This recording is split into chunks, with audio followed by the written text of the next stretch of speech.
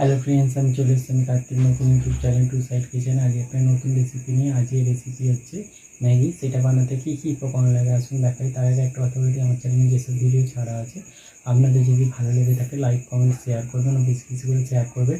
আপনি যদি আমার চ্যানেল নতুন হয়ে থাকেন প্লিজ সাবস্ক্রাইব করে দেবেন, নিচে বেল নোটিফিকেশনটা অল করে দেবেন যাতে আমার ভিডিও আপনাদের কাছে আগে পৌঁছে। তাই চলুন ম্যাগি রেসিপিটা বানাতে কী কী উপকরণ লাগে আসুন দেখাই।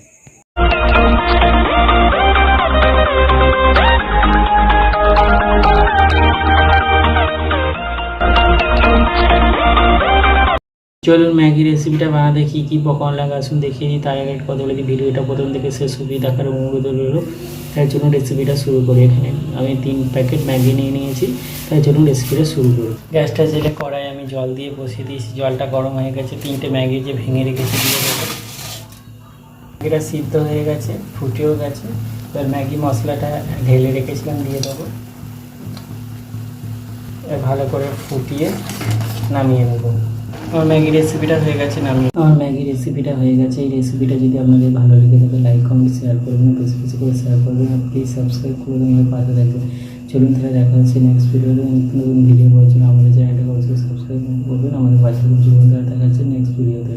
আর ম্যাগি একবারই এভাবে বানিয়ে খাবেন, অবশ্যই খুব ভালো। চলুন তাহলে দেখা হচ্ছে নেক্সট ভিডিওতে।